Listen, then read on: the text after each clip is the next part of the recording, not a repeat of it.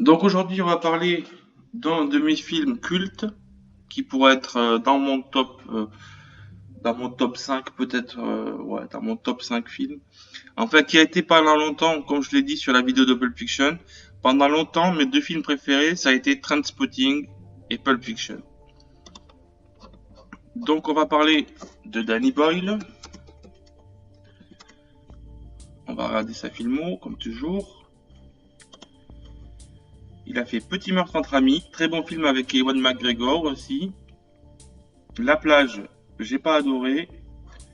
28 jours plus tard, et c'est pas lui qui a fait 28 semaines plus tard aussi, la suite. 28 jours plus tard, pas mal du tout. Slumdog Millionnaire à voir. Et Trainspotting 2, je l'ai pas encore vu. Alors je m'attends à tout et je m'attends surtout au pire, sachant que Trainspotting est mon film de chevet et un chef-d'œuvre absolu pour moi. Je ne sais pas si Trainspotting 2 sera à la hauteur. En tout cas, je vous laisse regarder la bande-annonce de Trainspotting 1, un film qui a marqué toute une génération sur les ravages de l'héroïne.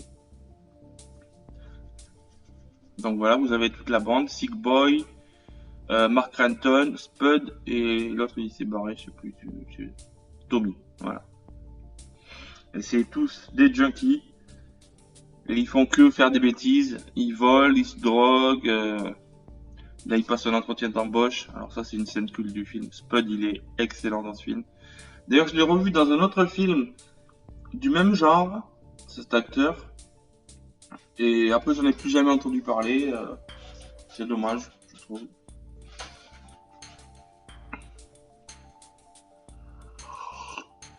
Enfin, c'est surtout Ewan McGregor qui est super charismatique et beau gosse.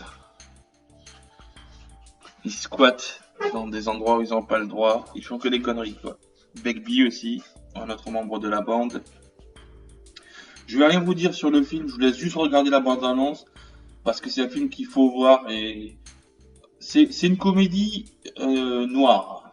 Donc il y a plein de gags tout le temps, on rigole bien, mais en même temps, si on y pense, c'est vraiment pas rigolo.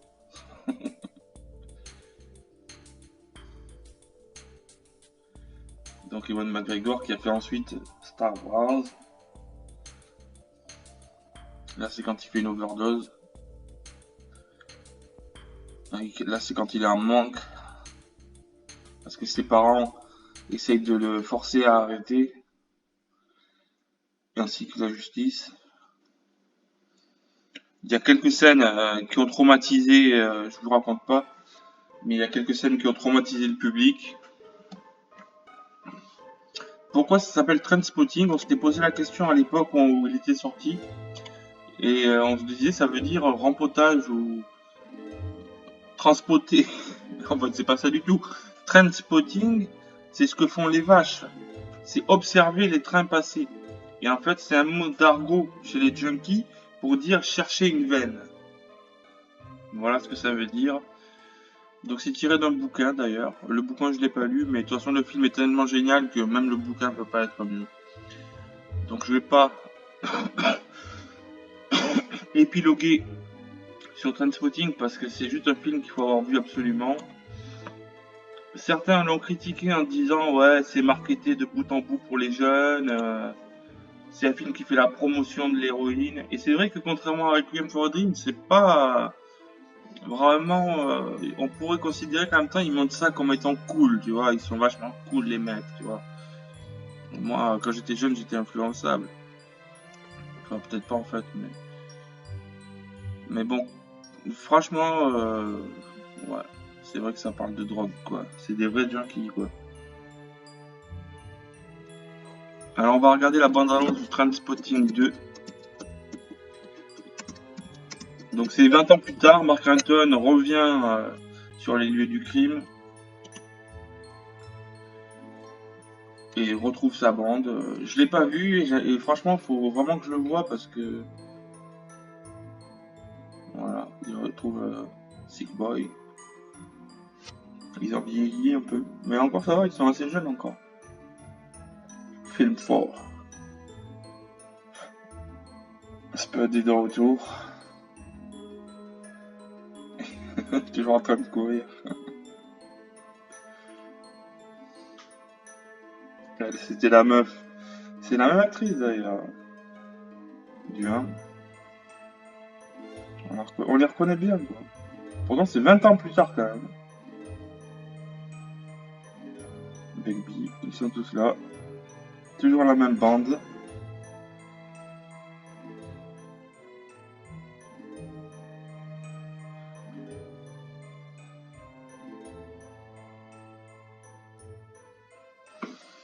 Toujours des histoires de drogue apparemment. Ah, ils ont rechuté. Ils ont rechuté.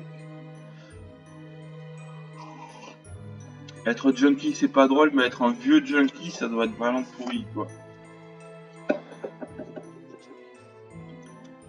Toujours Danny Boyle aux commandes.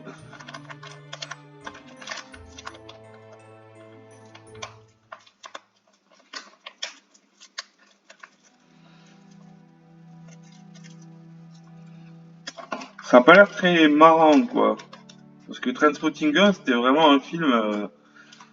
C'est de l'humour. Faut bien vouloir, quoi. Parce que ce qui leur arrive, c'est vachement bad, en fait. Mais on rigolait pendant tout le film, quoi.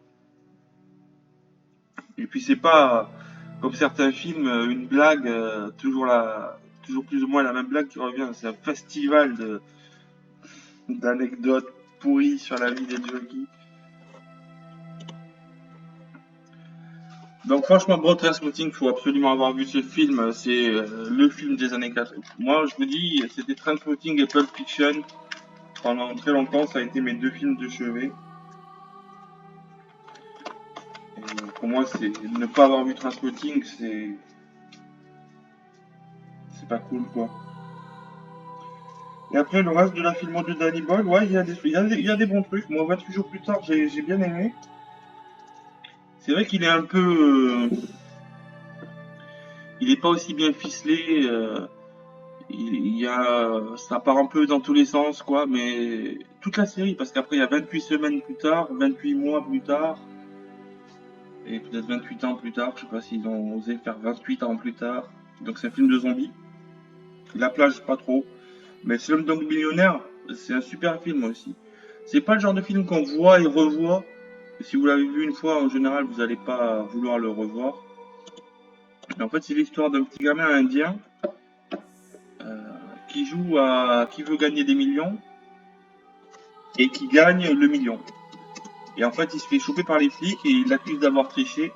Et il est obligé d'expliquer en donnant à chaque fois un exemple, enfin en racontant l'anecdote qui correspond, comment il savait la réponse. Et à chaque fois, il y a une explication pourquoi il savait la réponse aux questions les plus dures, quoi.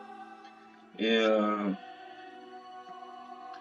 c'est un de ses meilleurs films, mais ça, c'est loin de Trainspotting.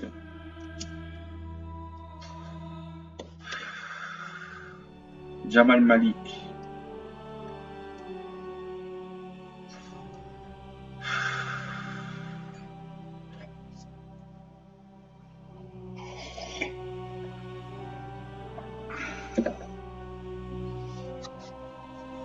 Et donc à chaque fois, il lui demande comment tu savais la réponse à cette question. Il raconte parce que dans ma vie, à tel moment, voilà, par exemple ça. Là. Je vous dis juste l'exemple sur la première question. Non, attends, je vais voir si on va le retrouver ou pas. Voilà. Ah, ça passe trop vite. En fait, la première question, c'est que tient le dieu Brahman dans sa main gauche ou je sais plus quoi. Bon, je suis nul pour raconter. Et en fait, il raconte pourquoi il savait, parce que ça lui arrivait, il l'a croisé dans la rue et du coup il le savait. C'est un bon petit film. Je pense que c'est un des meilleurs, des plus connus de Danny Boyle après Trainspotting et 28 jours plus tard. La plage, je l'avais vu au cinéma. Faudrait peut-être que je le revoie éventuellement. Peut-être que j'avais une mauvaise opinion un peu à tort. Mais Slumdog Millionnaire, je l'ai revu l'an dernier, je crois. Et j'ai loupé la fin parce qu'il est assez long, il fait 2h40, je crois, ou 2h50. Et j'ai vu que la moitié, quoi, du coup. Et je me rappelle plus comment ça finit. Mais bon, Trainspotting, c'est un film à voir absolument. Ça a peut-être vieilli, je sais pas. Et si vous rigolez, dites-vous qu'il y en a pour qui c'est pas drôle du tout.